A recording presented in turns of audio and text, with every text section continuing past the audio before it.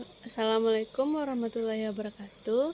Nama saya Karina Mardiana dari kelas 2A D3 Akuntansi dengan NIM 2201072054 dengan nomor absen 24. Baiklah, saya akan masuk kepada materi yang akan saya sampaikan, yaitu pengenalan perbankan syariah. Yang pertama, pengertian bank syariah.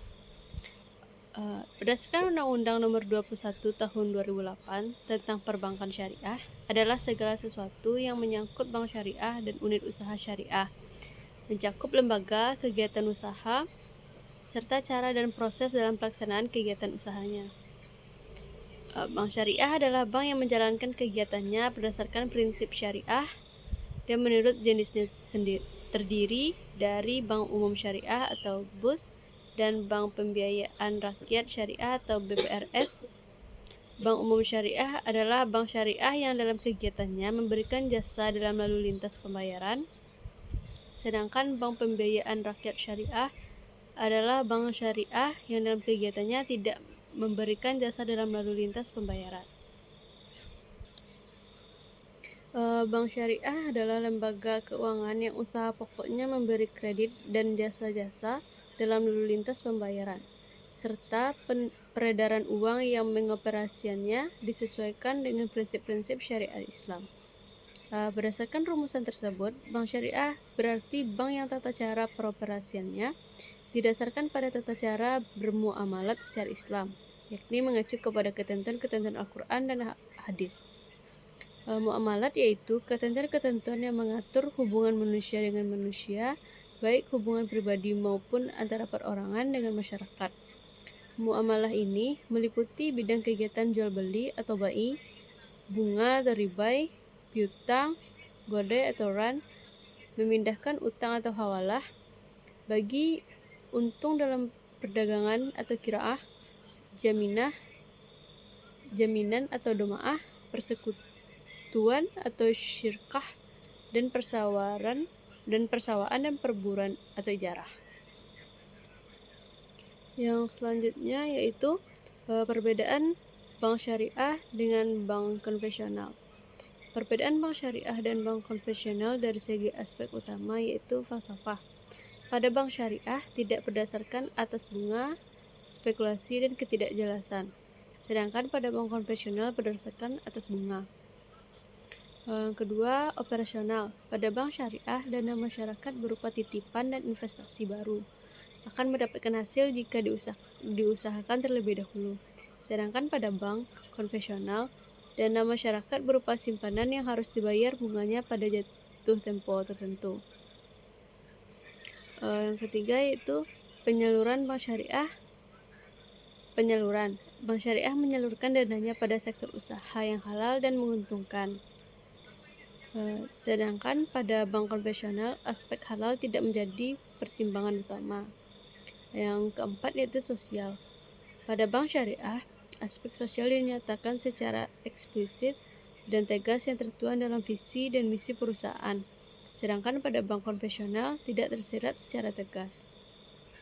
Yang kelima yaitu organisasi. Bank syariah harus memiliki DPS atau Dewan Pengawas Syariah. Sementara itu, bank konvensional tidak memiliki Dewan Pengawas Syariah. Selanjutnya yaitu perbedaan bank syariah dan bank konvensional dari segi aspek lainnya. Yang pertama yaitu akad dan aspek legalitas. Akad yang dilakukan dalam bank syariah memiliki konsekuensi duniawi dan ukrawi karena akad yang dilakukan berdasarkan hukum Islam. Setiap akad dalam perbankan syariah, baik dalam hal barang, pelaku, transaksi, maupun ketentuan lainnya harus memenuhi ketentuan akad. Yang kedua yaitu lembaga penyelesaian sengketa. Kedua belah pihak pada perbankan syariah tidak menyelesaikannya di peradilan negeri, tetapi menyelesaikannya sesuai tata cara dan hukum materi syariah.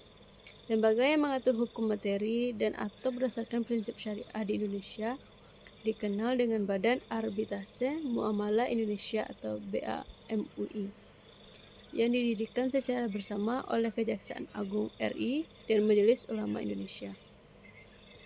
Yang ketiga yaitu struktur organisasi. Yang pertama, bank syariah dapat memiliki struktur yang sama dengan bank konvensional, misalnya dalam komisaris dan direksi.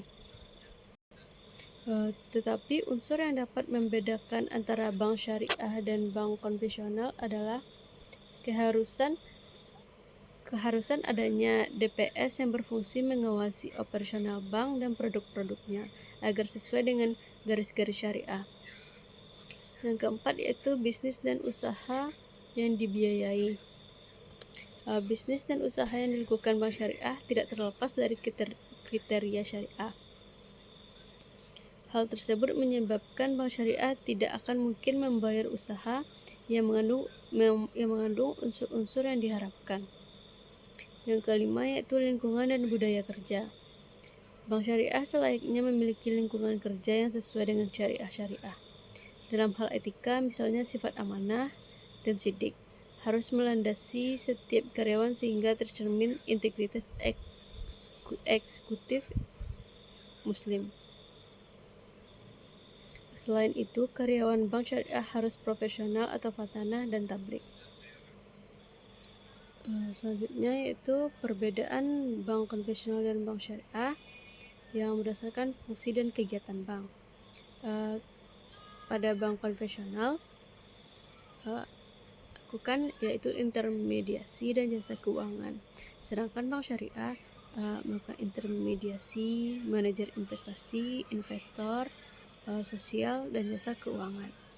Berdasarkan mekanisme dan objek usaha, bank konvensional bebas, sedangkan bank syariah anti riba dan anti maisir. Jika berdasarkan prinsip dasar operasi, bank konvensional bebas nilai atau prinsip materialis, uang sebagai komoditi dan ada bunga, sedangkan bank syariah tidak bebas nilai prinsip syariah Islam, uang sebagai alat tukar dan bukan komoditi, dan bagi hasil jual beli sewa.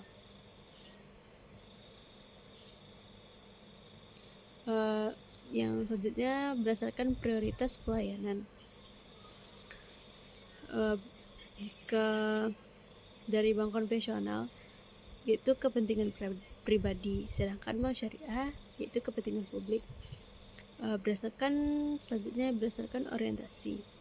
Berdasarkan orientasi ini yaitu bank konvensional profit atau keuntungan, sedangkan bank syariah tujuan sosial ekonomi Islam, keuntungan profit atau shrink.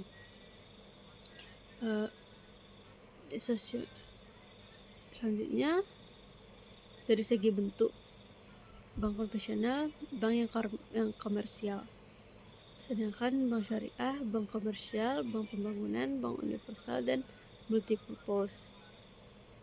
Berdasarkan evaluasi nasabah, bank konvensional itu kepastian pengembaliannya, sedangkan bank syariah lebih hati-hati.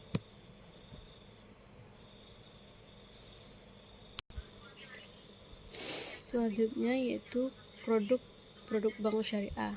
Yang pertama yaitu al-wadiyah atau titipan. Titipan murni dari suatu pihak ke pihak lain, baik individu maupun badan hukum, yang harus dijaga dan dikembalikan kepada saja si penitip menghendaki. Yang kedua yaitu murabahah, yaitu perjanjian jual beli antara bank dengan nasabah, di mana bank syariah membeli barang yang diperlukan nasabah, kemudian menjualnya kepada nasabah yang bersangkutan sebesar harga perolehan, ditambah dengan margin keuntungan yang disepakati antara bank syariah dengan nasabah. Yang ketiga yaitu ijarah atau sewa, akad pemindahan hak guna atau manfaat atas suatu barang dalam waktu tertentu dengan pembayaran sewa atau ujroh tanpa diikuti dengan pemindahan pemilikan barang itu sendiri. Yang keempat itu rahan atau gadai, yaitu menahan barang sebagai jaminan atas uang. Yang kelima yaitu syurkah atau bagi hasil, akad kerja sama antara kedua pihak atau lebih atau bank dengan nasabah untuk suatu usaha tertentu, di mana masing-masing pihak memberikan kontribusi modal atau dana expertise dengan kesepakatan bahwa keuntungan dan risiko akan ditanggung bersama, sesuai dengan kesepakatan. Yang keenam yaitu mudrabah, bentuk kerjasama antara dua pihak atau lebih di mana pemilik modal atau sahibul amal mempercayakan sejumlah modal kepada pengelola atau mudarib dengan suatu perjanjian di awal.